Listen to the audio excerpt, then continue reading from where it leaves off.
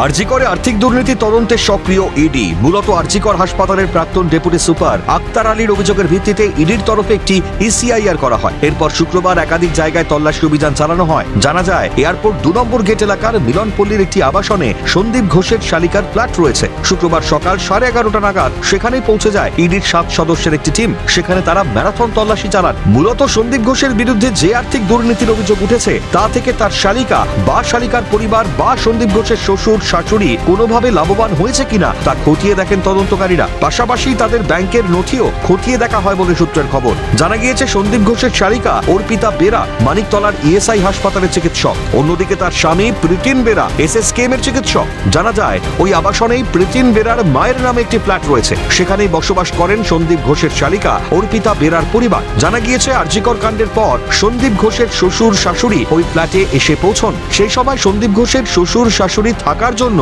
ওই আবাসনে একটি ফ্ল্যাট ভাড়া নেওয়া হয়। সূত্রের খবর, ওই ফ্ল্যাটটি প্রীতিন বেরার নামেই ভাড়া হয়েছে। শুক্রবার সেখানেই তাদের জিজ্ঞাসাবাদ করেন ইডি আধিকারিকরা। পাশাপাশি ওই ফ্ল্যাট থেকে একটি ট্রলি ব্যাগ ও বেশ কিছু নথি উদ্ধার হয়। উদ্ধার হওয়া সেই সমস্ত নথি খতিয়ে দেখা হচ্ছে বলে ইডি সূত্রে খবর।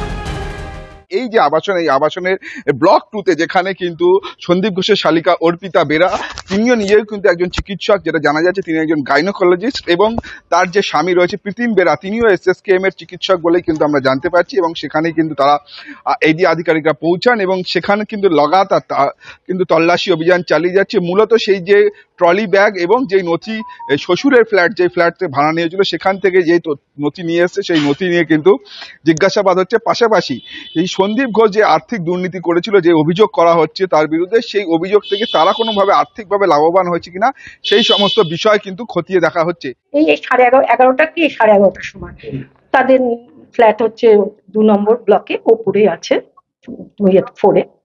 আর এখানে এসছে, হ্যাঁ, ওনাদের নাম হচ্ছে মিসেস, মানে মায়ের নাম হচ্ছে পুষ্প বেরা, তার নামে ফ্ল্যাট, বুঝেছেন। আর এটা হচ্ছে ওনার ছেলের বউ এবং ছেলের বউয়ের দিদির হাজবেন্ড সন্দীপ ঘোষ।